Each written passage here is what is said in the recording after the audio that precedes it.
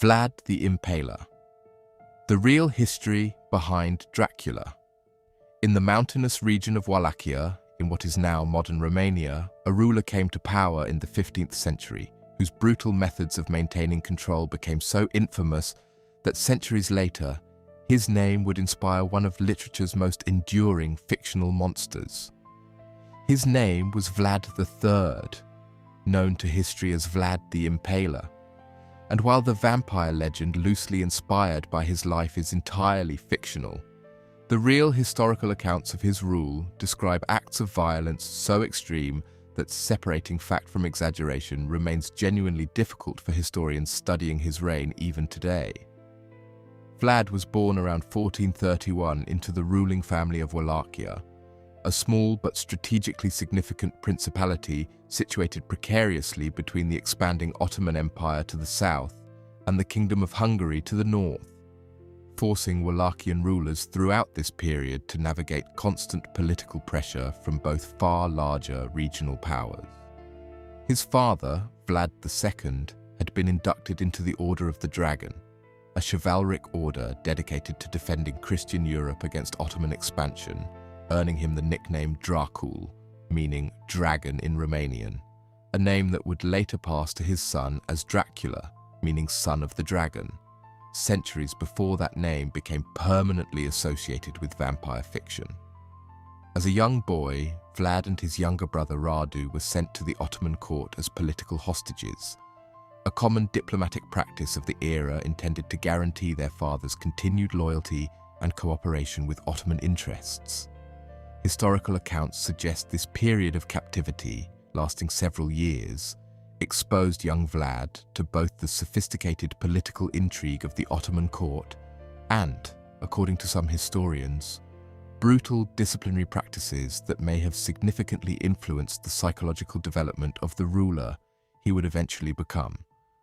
though the specific details of his treatment during this captivity remain incompletely documented. Vlad's path to power was marked by repeated instability, losing and reclaiming the Wallachian throne multiple times throughout his life as competing regional powers backed rival claimants in a complex ongoing struggle for control of the principality. During his most significant and well-documented reign, beginning in 1456, Vlad implemented a series of increasingly brutal methods to consolidate his authority and defend Wallachia against both internal rivals and external Ottoman pressure, methods that would ultimately define his historical legacy far more than any specific political or military achievement. The practice that earned him his enduring nickname involved impalement, a form of execution in which victims were pierced through the body with a long wooden stake, which was then raised vertically into the ground, leaving the victim to die slowly, often over the course of many hours. Historical accounts, including several written by Vlad's contemporaries and enemies, describe forests of impaled bodies displayed prominently around his capital and along major roads, intended as both punishment for specific crimes and as a deliberate, visible deterrent against any potential rebellion, betrayal, or foreign invasion. One particularly infamous account describes Vlad impaling an estimated 20,000 Ottoman soldiers and Turkish prisoners along the road leading into Wallachia, creating what chroniclers described as a horrifying forest of the dead, specifically intended to demoralize an invading Ottoman army and discourage further advance into his territory. A tactic that, according to several historical accounts, proved genuinely effective in causing Ottoman forces to hesitate and eventually retreat. Beyond impalement, historical accounts, though varying significantly in reliability depending on their source, describe Vlad employing various other brutal punishments against those he considered enemies, criminals, or threats to his authority, including boiling victims alive, forcing family members to consume the flesh of their own relatives, and organizing what one famous account describes as a banquet specifically for Wallachia's boyars, the local nobility whose competing loyalties and frequent betrayals had destabilized previous rulers, during which Vlad reportedly had the older, less useful nobles impaled on stakes surrounding the banquet hall, while forcing the younger nobles present to march on a lengthy journey to rebuild a castle. a calculated demonstration intended to permanently break the political power of a nobility class that had proven repeatedly disloyal to previous Wallachian rulers.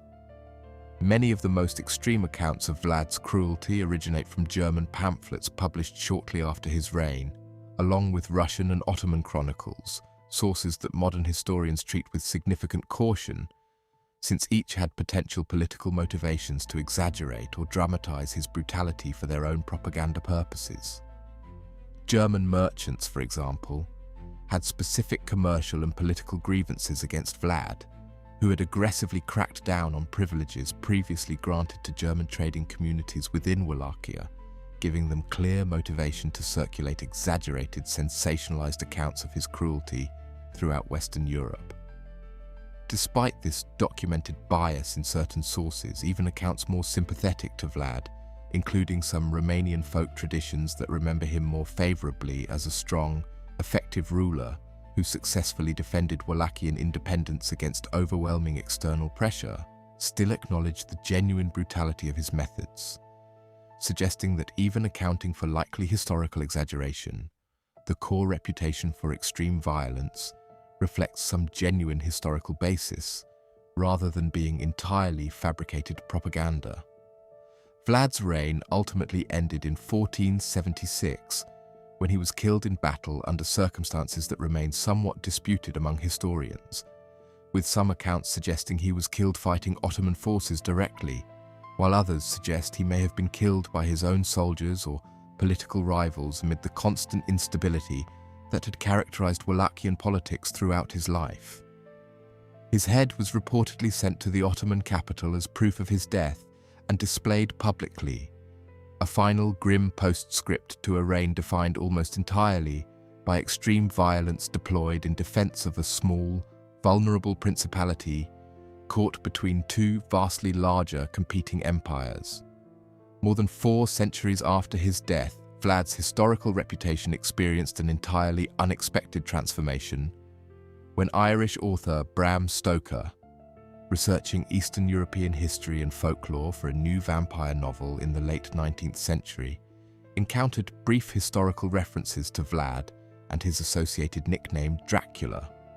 incorporating the name and certain vague historical associations into an entirely fictional vampire character with virtually no direct connection to the actual historical events of Vlad's life or reign,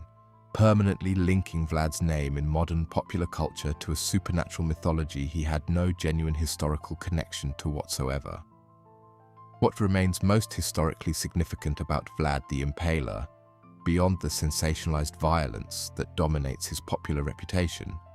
is the broader context of a small, geographically vulnerable principality forced to employ increasingly extreme measures simply to maintain its independence against the far larger, more powerful empires surrounding it.